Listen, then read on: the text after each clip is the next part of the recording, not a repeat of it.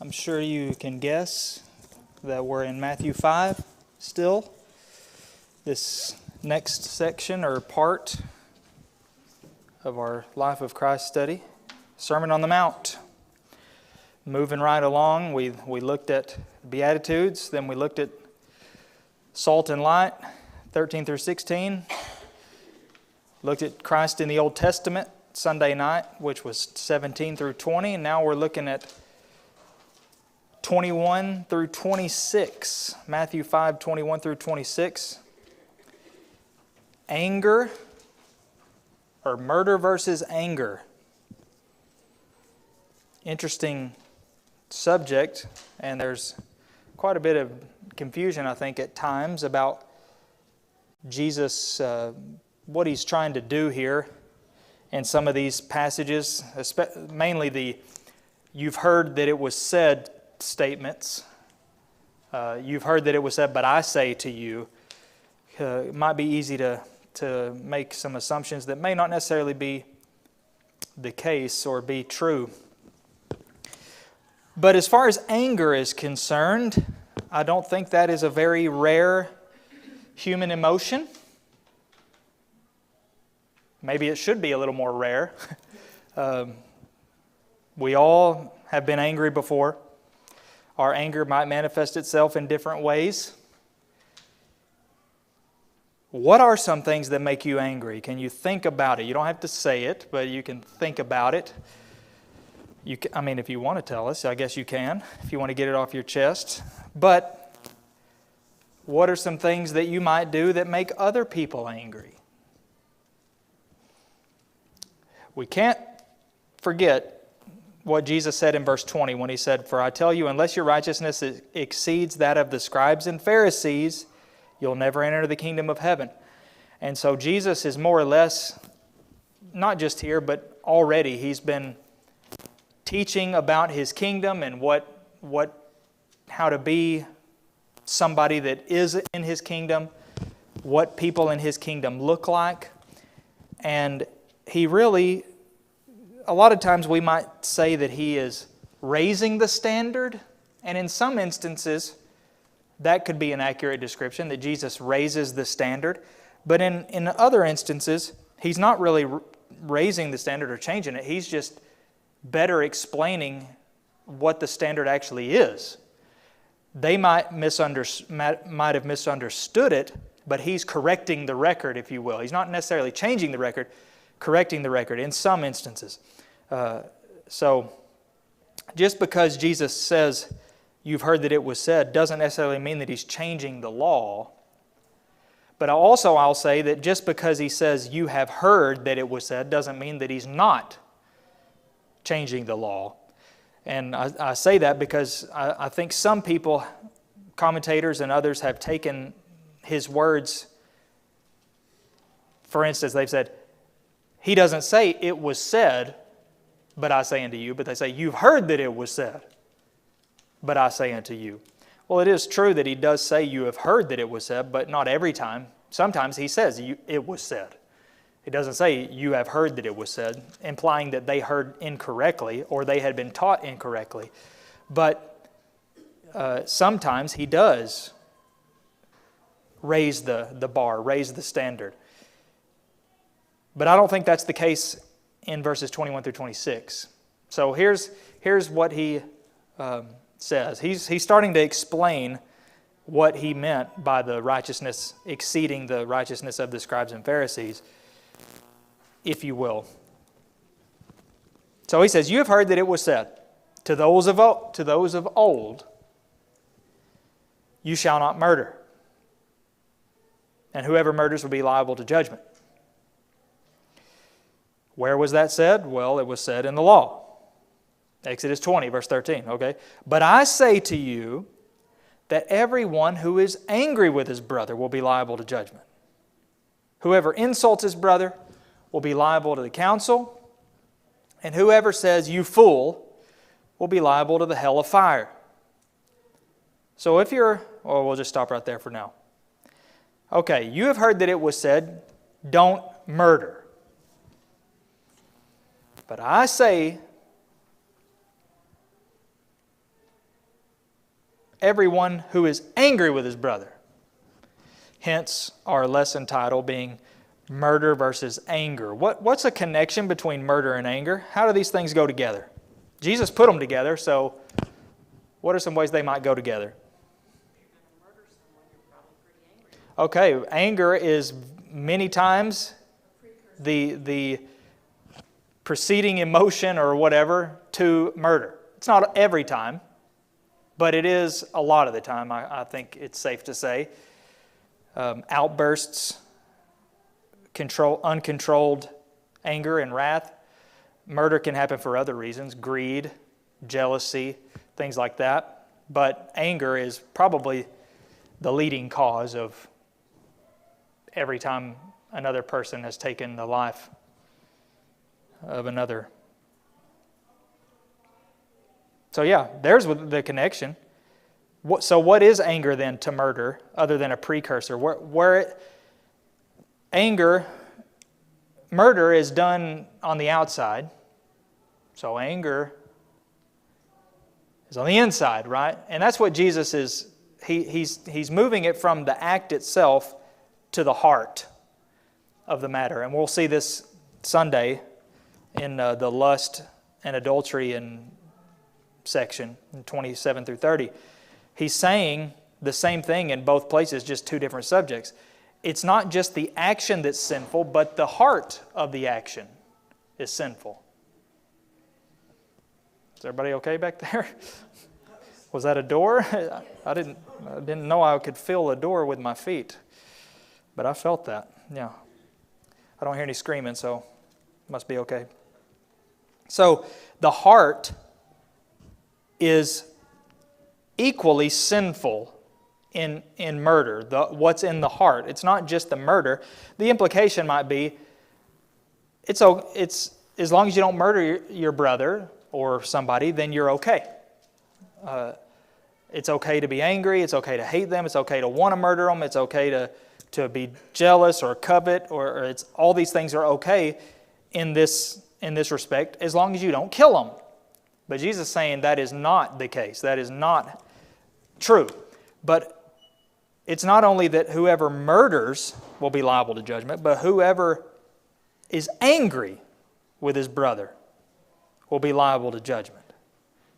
Then he says, whoever insults his brother will be liable to the council. Whoever says, you fool. Anybody's version say something different for insults? I got a footnote in mine, but I have a feeling there's some variation there. Verse 22.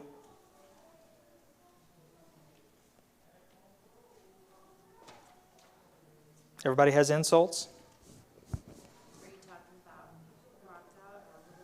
Okay, is that one? Is that what yours says? Everybody who says raka or whatever, reka, raka. Doesn't make much sense to us. Doesn't have much meaning because we don't know what that word is. But I guess that's why the ESV translators went with insults, because that's what raka is. It's a term of abuse. Empty head. That's what it means. That's what the side note is saying. An empty head. The contemporary English says if you call someone a fool. Well, at the end of the verse. Oh, he said someone's worthless. Okay. So whoever is angry with his brother, whoever. Just read us the verse. Read the verse. Because mine says whoever says you fool also, but that's the third thing he says. Yeah. It says, but I promise you that if you are angry with someone, you will have to stand trial. If you call someone a fool, you will be taken to court. And if you say that someone is worthless, you will be in danger of the fires of hell. Okay, so it sounds like there's some interchangeable stuff there. Insults, calling somebody a fool. And again, I think malicious intent is involved there because, you know what, some people are fools. I mean, let's face it, we're fools a lot of the time. And if I'm being a fool, I want somebody to tell me I'm being a fool. But This is more of a, you're just trying to be hurtful and malicious. You're not trying to, tell somebody the truth about, something they're doing or whatever. But we're talking about this angry, malicious intention to cause pain or hurt. Just ugliness. Sounds like the whole world. Everybody's Yeah. looking for a thing to say or call somebody or fight or shoot them or whatever. It just sounds exactly like Yeah. now. Which is one thing, and it sounded like the world then too, I bet. So here's another example of why Jesus' teachings were revolutionary both then and now. Because this is pretty normal behavior. Being angry with somebody and insulting them and calling them a fool or worthless or whatever those other versions said. So again, let's just recap. You have heard that it was said to those of old, you shall not murder, and whoever murders will be liable to judgment. But I say to you that everybody who's angry with his brother will be liable to judgment. So if murder makes you liable to judgment, and anger makes you liable to judgment, and the other two I think are just extensions of that, the idea is that they're both equally sinful. The one is not acceptable while the other one isn't, but anger is just as sinful. You'll be liable to judgment for that just as much as killing the person. Not to the civil authorities, but to God. Because that's what he's talking about. We're talking about God's judgment, God's standard. It's not illegal to be angry with somebody. But if you nurture or nurse anger in your heart, it can be a progressive thing to the point where you might be driven to this kind of extreme action. So just think about how much of a difference it is for somebody like Jesus to come along and teach that it's not just murder that's sinful and reprehensible, but just being angry with somebody. And we probably should specify, we're not talking about somebody does something that causes anger, that is worthy of anger. We could probably reference here, how Mark pointed out that Jesus looked at them in anger. Jesus was angry at that time, but that's not the kind of thing Jesus is talking about here. We're talking about somebody who is letting that fester, who remains angry. It's not that you're in sin if something causes you to be angry. Of course, it depends on what that thing is, because it could be nothing, and that's something that's on you, not on the person that did that. But how do you react to the anger? You might instinctively react to that whatever happened with anger, but how do you react to the anger? Do you try to take care of it, to resolve it, or do you nurse that and try to hold a grudge, or does it affect your life? Does it drive your life? In other words. So, yeah, you could. That's one of the best things you can do. Pray. And not even if, I'm not saying that if you pray about it, God's going to reach down and instantly remove it, but you'd be amazed at how much of a difference you could feel before and after praying.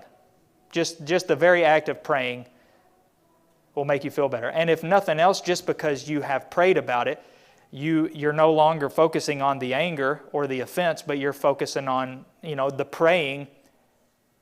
It directed your attention, in a different direction. So praying is never a bad idea. So we have murder, but anger. And even if we don't take Jesus to be raising the standard, he's at least correcting the record and correcting their hearts and showing them that there is more to sin than just outward actions. But this matters, and I would say equally, if not more, because this is what drives the actions, what's inside, which he says in other places. Like what you say is a direct extension of what's in your heart. So you got to, that's why James said it's hard to tame the tongue, because if you don't take care of the heart, then it's going to be really hard to control what comes out. But if you can eliminate those things in the heart, well, it'll make it a lot easier to control what comes out. So what's the difference then between the righteousness of the Pharisees and what Jesus actually expects? Or how do these things, do any of these things apply to you? And what does he tell us to do? Well, let's keep reading then in 23 through 26, because he's not changing the subject. This is exactly continuing from where he just left off. If you're offering your gift at the altar, and there remember that your brother has something against you, leave your gift there before the altar and go. First be reconciled to your brother, and then come and offer your gift. Come to terms quickly with your accuser while you're going with him to court, lest your accuser hand you over to the judge, and the judge to the guard, and you be put in prison. Truly I say to you, you will never get out until you've paid the last penny. All right, so what's Jesus tell us to do in the most simple or simplified form? What does he say to do? What's that? Make up. Reconcile, make it right. Be reconciled. That's what he says in verse 24. He says immediately. That's what he describes in verses 23, 24. Quickly in verse 25. That's in tune with what Paul said in Ephesians 5:26. Don't let the sun go down on your wrath or on your anger. That's what he means. Quickly. Take care of it quickly as possible. What's the benefit of dealing with it quickly? Then you don't have a chance to change your mind. Okay, there's one benefit right there. So it doesn't fester and get worse. Okay, it doesn't get worse. What did you say, Lisa? It doesn't turn into a sinful act. Okay, it doesn't turn into sinful actions. You don't let it fester. Yeah, these are all benefits. It's interesting how we might have a way of changing our own mind about it. So if you take care of it quickly. And to use his example, there's another benefit is you might save yourself a lot of trouble, because he uses the example of, if somebody has something against you, take care of it quickly. So regardless of what side you're on, there's a benefit to doing it quickly, as quickly as possible. Let's just, nip this thing in the bud. Let's take care of this now. When you're on your way to court, he says, if you got an accuser who's taking you to court, wouldn't it be a lot better and a lot easier to settle it on your way to court, so you don't even have to mess with going to court?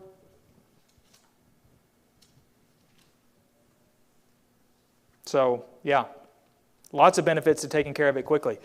It's very interesting and significant what he says in verse 23 and 24, though, because we could characterize what he's describing here as worship.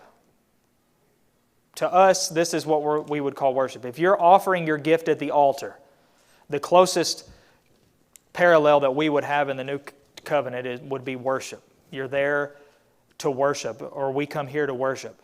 So let's think of it in that light. If you are assembled on the Lord's Day, or whatever you want to call it, for worship, and suddenly you remember that your brother has something against you, what does Jesus say to do? Well, I'll go ahead and tell you what he says to do is the exact opposite of what any of us would probably do. Because every one of us would say, I'll take care of it afterwards, at least.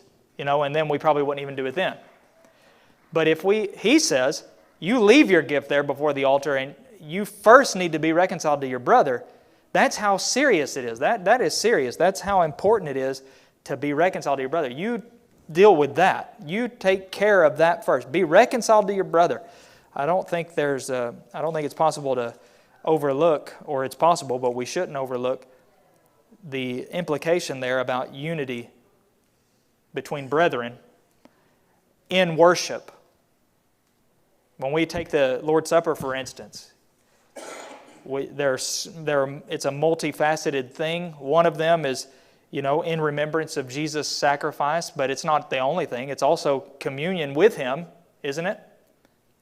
I will not eat of this bread or drink of this cup until I do so in my Father's kingdom, with you in my Father's kingdom. It's also communion with one another, though. That's why it's called communion. We usually call it the Lord's Supper, but it is communion. It's communion between us and the Lord. It's communion between us and each other.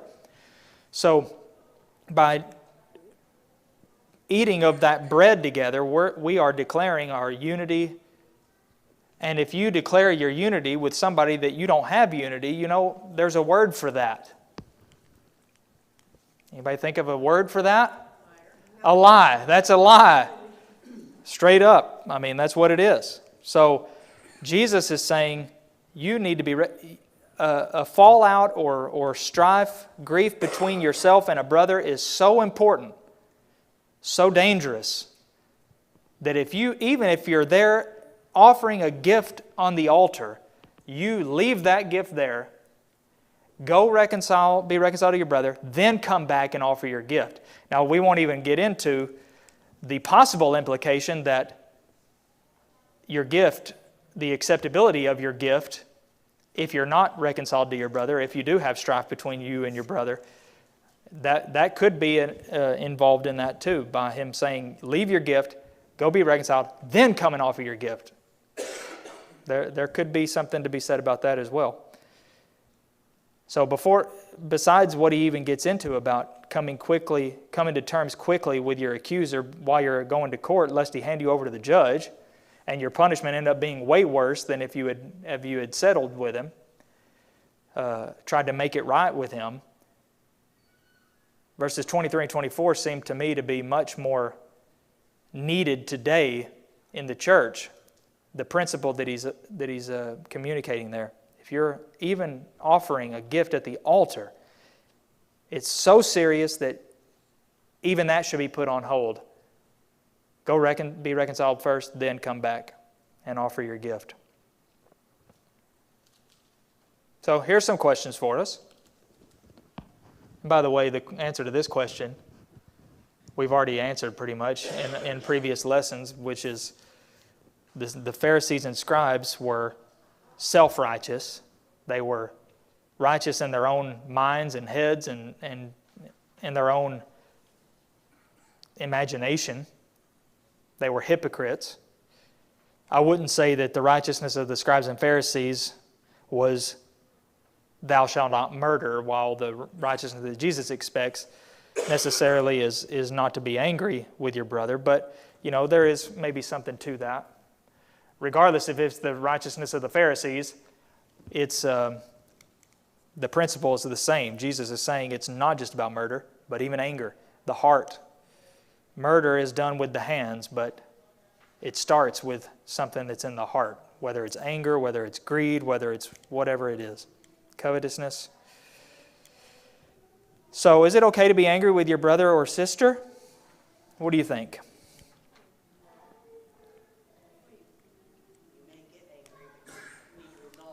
Yeah. Can't forget what Paul said also, I guess, in that same verse, Ephesians 5:26. Be angry and don't sin. Apparently, it's possible to be angry without sinning, or else that statement makes no sense, does it? Paul would have said, don't be angry, because it's sin. But instead, he said, be angry and don't sin. So there's a difference between being angry, which is an emotion, and being angry with your brother in the way that Jesus is talking about here. And some versions, some old manuscripts, my footnote points out, add the words without cause here in Matthew 5:22. Everyone who is angry with his brother without cause.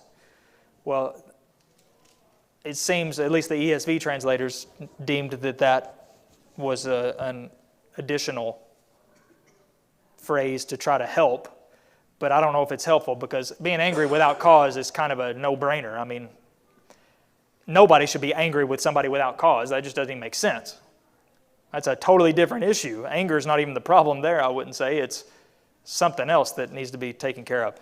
But being angry, the state of being angry with your brother, it seems that there's the implication of prolonged anger. You're in a state of mind where you're angry. Are there times that we make up reasons to be angry with our neighbor? We may not do it consciously, on purpose, but sometimes we're looking for somebody to be, or something to be angry at somebody about. And we don't know. Again, this is why some of our emotions are, well, all of our emotions in a way are not trustworthy, because they're so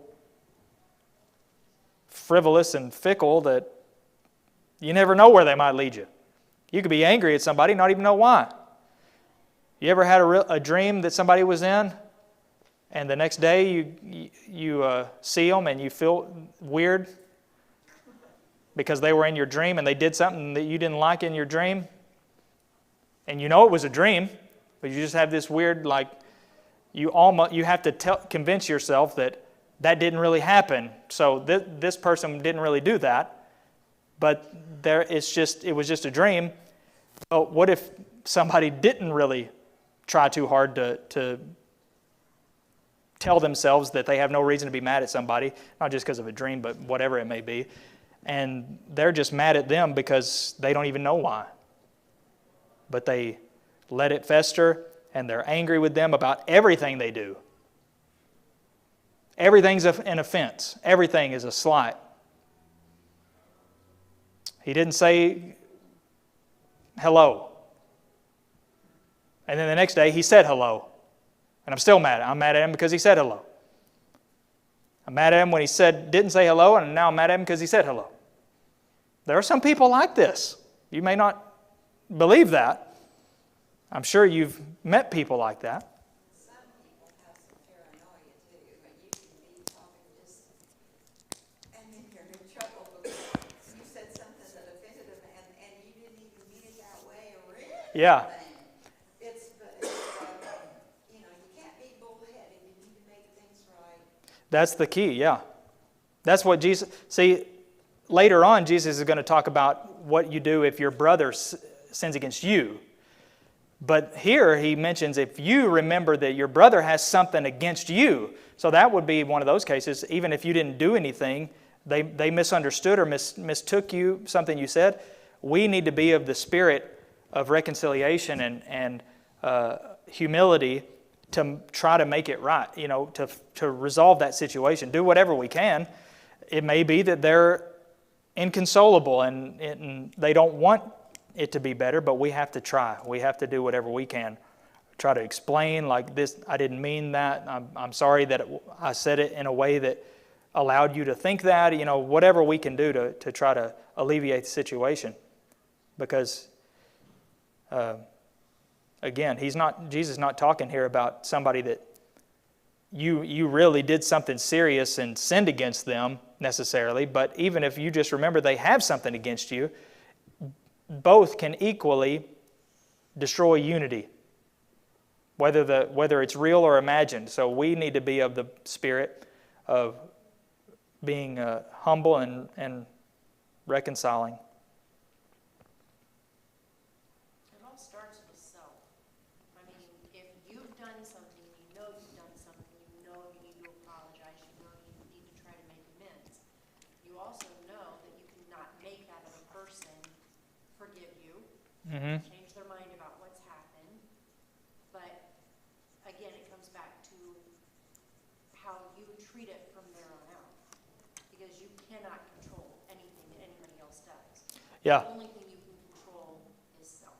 And what if you have a run-in with a friend or a brother or sister or whatever, and you both did something. You were both ugly, you both did something wrong. Then it could become I don't mind apologizing, but they're going to have to do it first. If they come to me, then I will mutually apologize. Well, that's not what Jesus said, is it? He didn't say if you remember your brother has something against you, then you need to remember that you have something against your brother and then wait until he comes to you. That's why it's so amazing that, in either case, whether you are the offender or the offended, Jesus says, you go to him. You go to them in both instances. So there is never a situation where a person can say, well, Jesus said this, so I'm going to sit right here and wait, and if they come to me, then we'll start to make progress and move forward. He says, you be proactive and you go to your brother. Now, with repentance and forgiveness, that's a different issue entirely. Jesus did say and specify that you need to be forgiving. You need to forgive your brother when they repent. Repentance is the necessary prerequisite to forgiveness between God and man and between man and man. But if you are involved, you need to go to your brother. Be the person to take the first step. There's virtue in that. There's honor in that. It takes humility, but it will be a powerful example, if nothing else. All right? What can anger cause a person to do? What are some things? Open their mouth and they should keep it shut. Open their mouth. That usually is not something that anger can cause somebody to do, but it does. I mean, every time almost. And rarely will the thing that comes out be good.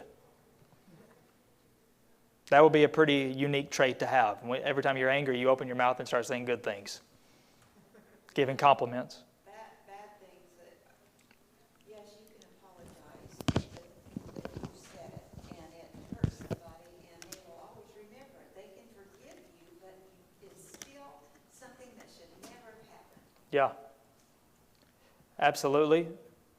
Then again, we need to do everything we can to forget. It's not always easy, but we have to try, or at least treat the person. It may still hurt. That's different. It could still hurt, but we could still forget it as far as our relationship is concerned. We don't let it get in the way. You can also kind of understand how easy it is to say things that you don't really mean when you're mad. Yeah. So if we put ourselves, you try to remind yourself okay, they probably didn't even mean it. Yeah. But it still can stick with you. All of that is self-denial. That all falls under the umbrella of self-denial.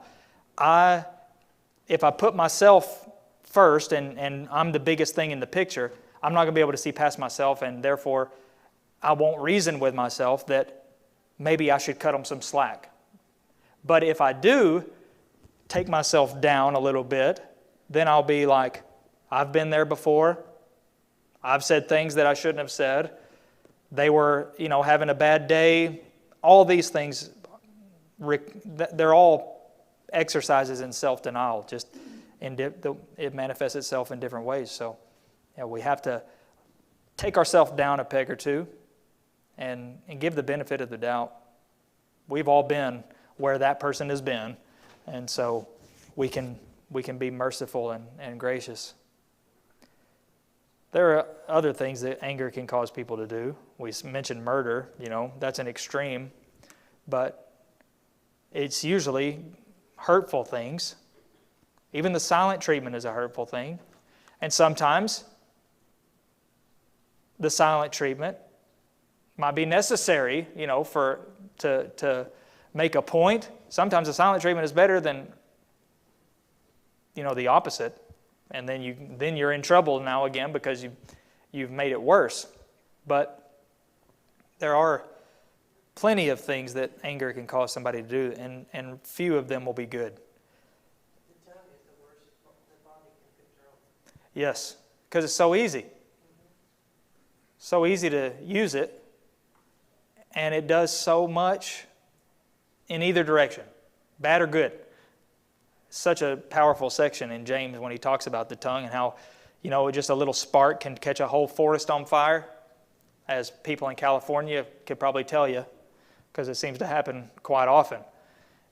And he says the tongue's like that. It's like a little rudder on a huge ship, this massive watercraft, and this little rudder can control what direction it's going. Just a little thing relatively to the boat, the ship anyway.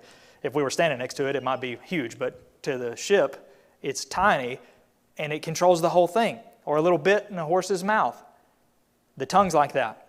So be encouraged of the power of the tongue, but also be warned that if you don't use it for good, then you can really cause a lot of damage.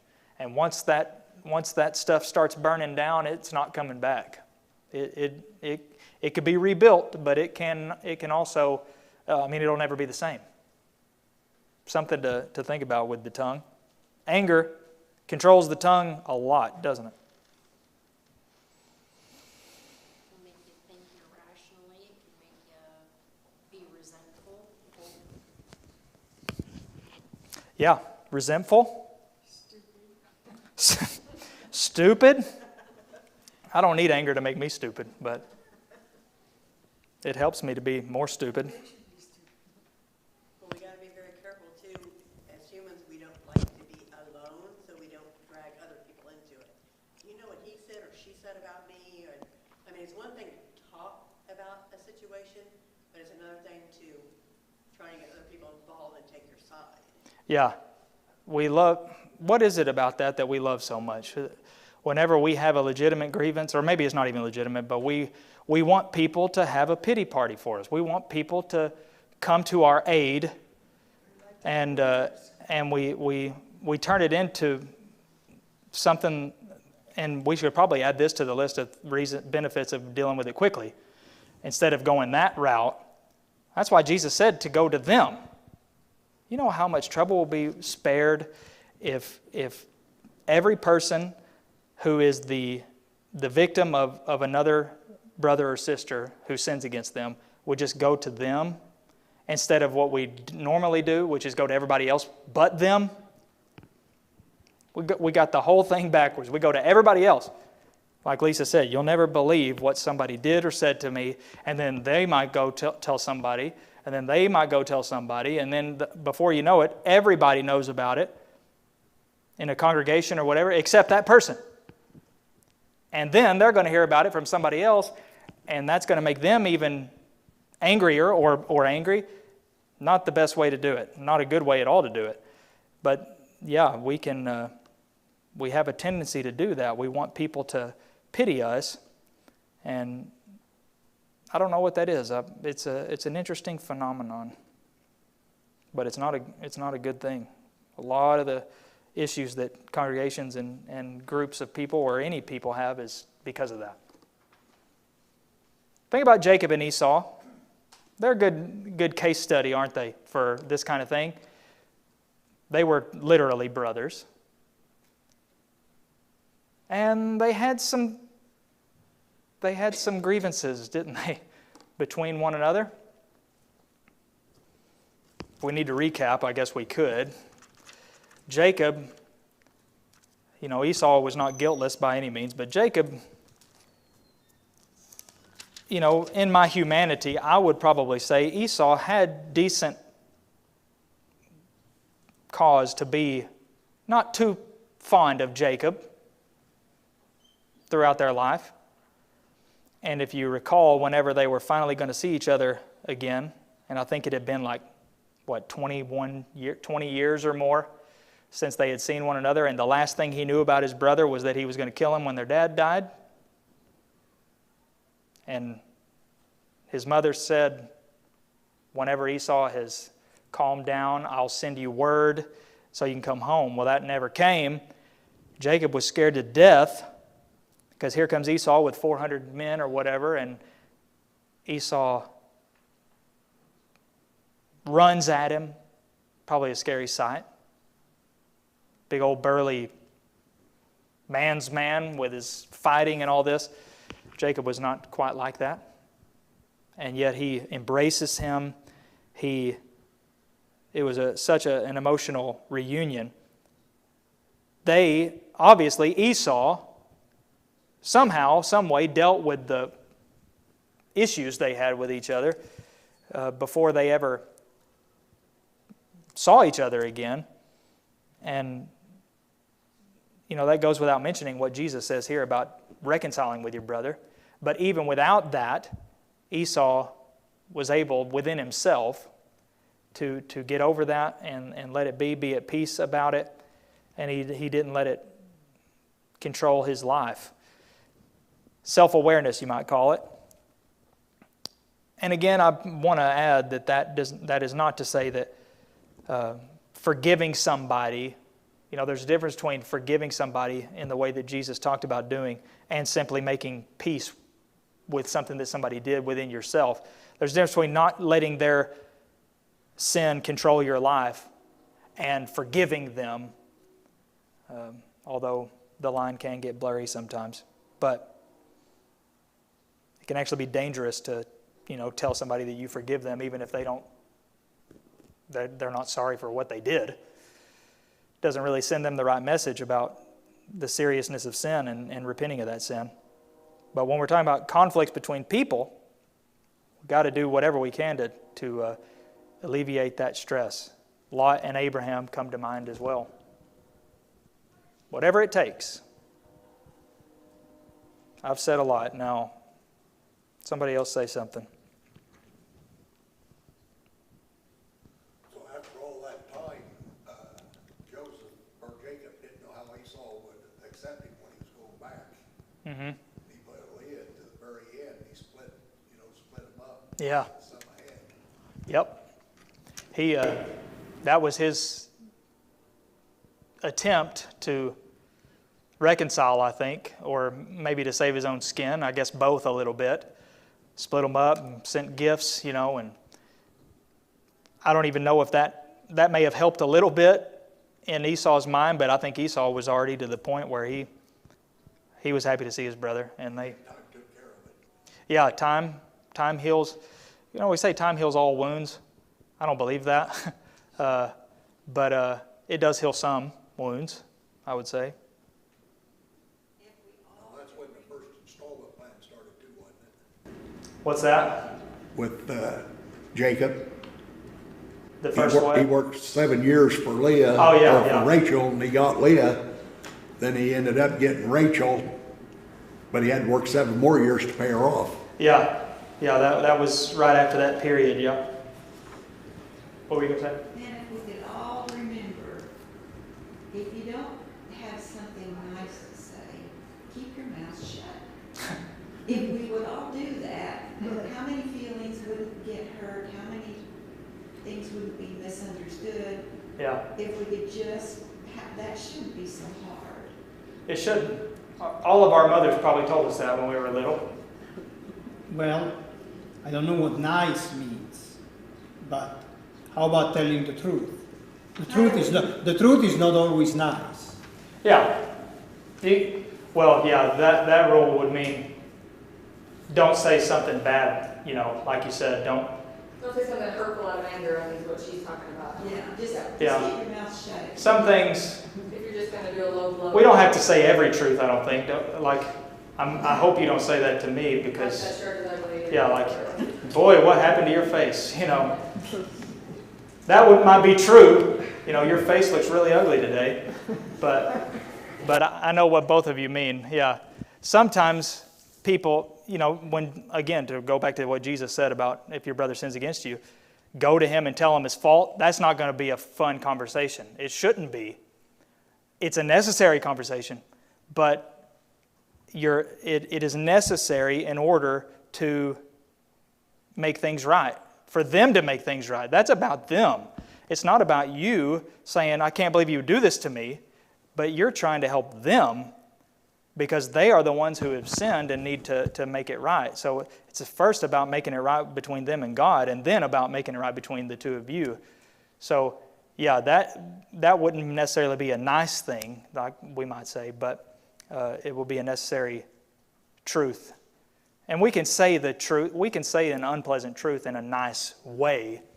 We can find the nicest way to do it. There may not be a really pleasant way to say it, but we can say it in the best possible way. Yeah, Wayne, do you have something? The truth hurts. It cuts. God designed His Word to cut you to the heart. And that's going to hurt. If it doesn't, you're not going to change. Yeah. It'll cut your neck, won't it, Andrea? You say it, it hurts. Yeah. Because people don't want to receive it. Yep. That's like when you're trying to talk to somebody that goes to a different church, I'm sorry, goes to a Andrea different- knows about that because Okay, well, when you. we did it last Thursday, and we're not going to do it again tomorrow, but we're going to go there. Okay. And we're no different, if people try to tell, it's part of being human. We have a tendency to, we don't want to accept something that we don't like the sound of, or that goes against what I've always thought or believed. But what does God say? What's God's Word say? Shouldn't matter what I believe or what I want to be the truth. I want what is the truth. I don't want the Bible to tell me what I want to be true. I want to accept what the Bible tells me is true. Big difference. But we got to get ourselves to that point. Again, another really good time to pray is before you open your mouth. Yeah.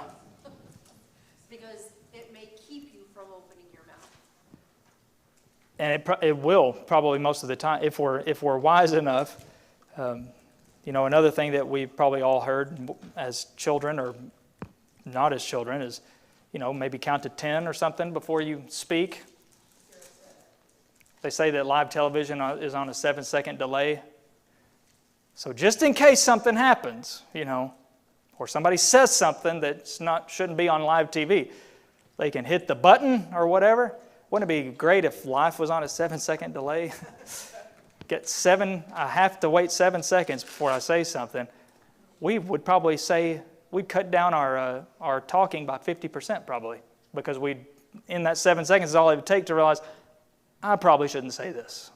I'll just leave that one in and save myself a lot of pain.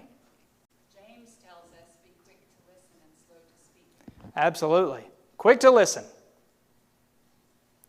I think too many of us are quick to speak and slow to listen.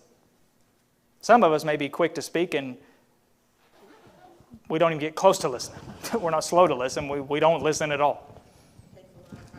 It takes practice, and it takes the desire to do that. You have to want to do it. It seems like stating the obvious, that you have to want to do something to be able to do it.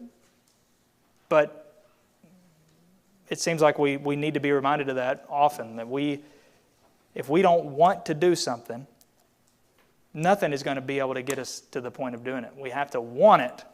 Then we can start working towards getting there. Starts within, starts with self always, starts within. Got to want it to get to it, or else we won't see the need and we won't even try. But if we want something, like being better about anger and the tongue and all these things that go along with it, then we will work on it. Respect the power of it.